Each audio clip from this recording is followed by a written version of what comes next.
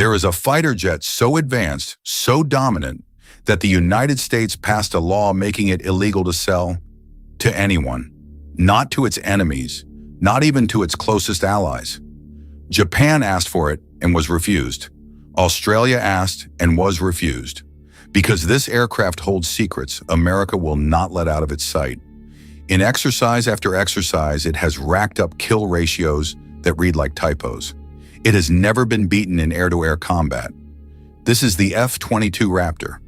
The F-22 is the world's first fifth-generation fighter, a machine designed to rule the sky and let nothing else fly there.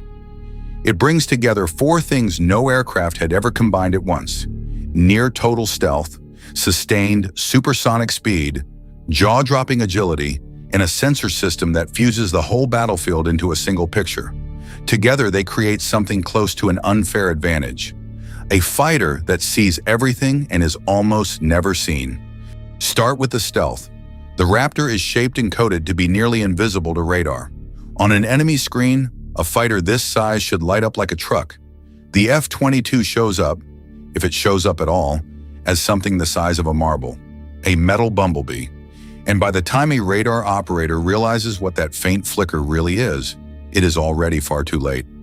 And while the enemy is blind, the Raptor sees everything.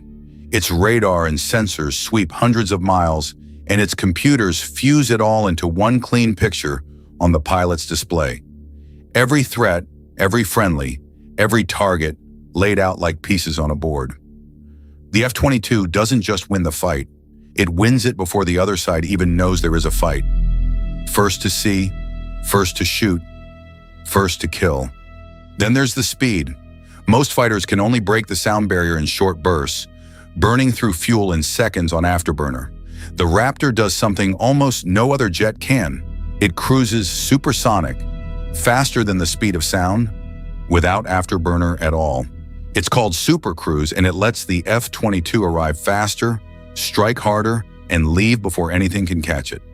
Now watch it move. The Raptor's engines don't just push, their nozzles pivot, aiming the thrust itself. It's called thrust vectoring, and it lets a 20-ton fighter do things that look like they break physics. At air shows, pilots hang the jet on its tail, spin it flat, and pirouette in midair at speeds where any other fighter would simply fall out of the sky. In a close-in dogfight, that agility is lethal.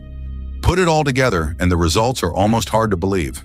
In one major training exercise, F-22s went up against dozens of the best fighters America has, and finished with a kill ratio of 144-0, 144 simulated kills. Not a single Raptor lost. To this day, the F-22 has never been defeated in air-to-air combat. Not once. That dominance isn't luck. It's the entire point. The Raptor was built around a single idea: see first, shoot first, kill first, and never give the enemy a fair fight. It doesn't want a dogfight. It wants the other aircraft gone before its pilot even understands what happened.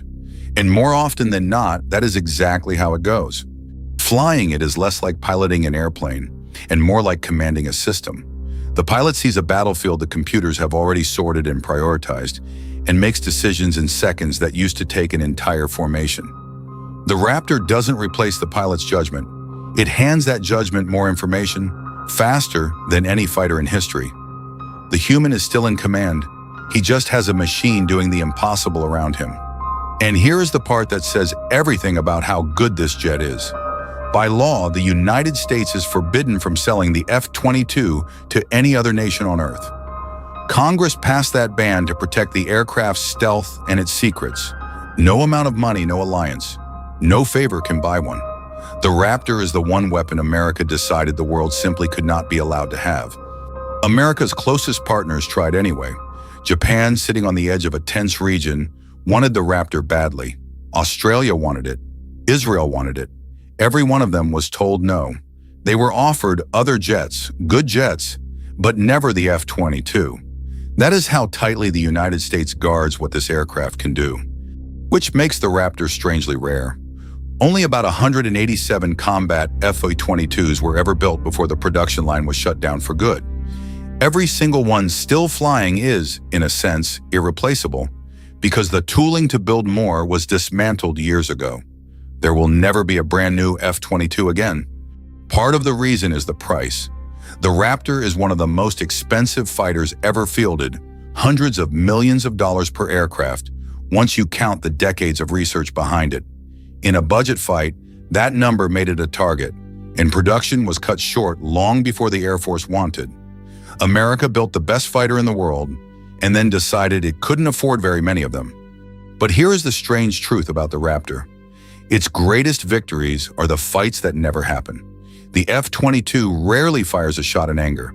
Its real job is to sit in the sky as a promise that any enemy who challenges American air power will lose badly before they even see what hit them. The most powerful weapon it carries isn't a missile, it's the fear of it. When it is used, the Raptor goes in first. In the opening hours of a conflict, when the enemy's defenses are strongest, the F-22 slips through undetected, kicks the door down, and clears the way for everything else to follow. It flew its first combat missions over Syria, striking targets and then quietly escorting other aircraft through contested skies, seen by no one, protecting everyone. All of that invisibility comes at a hidden cost. The special coatings that make the Raptor vanish from radar are delicate, inspected and reapplied after nearly every single flight. Keeping an F-22, a ghost takes an army of technicians on the ground for every hour it spends in the air. Stealth, it turns out, is not a feature you install once. It's a fight you never stop having. And what the public sees is only the part they're allowed to see.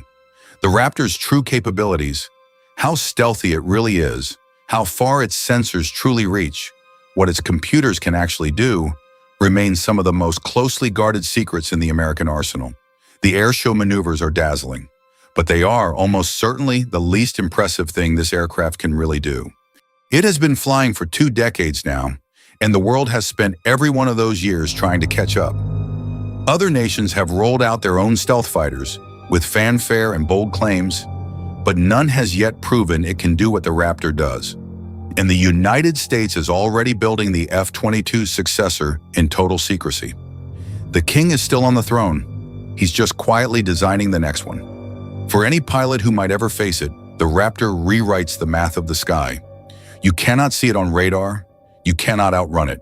You cannot outturn it. And by the time your own sensors finally catch a glimpse of it, the missile is already in the air. That is not a fair fight. It was never meant to be one.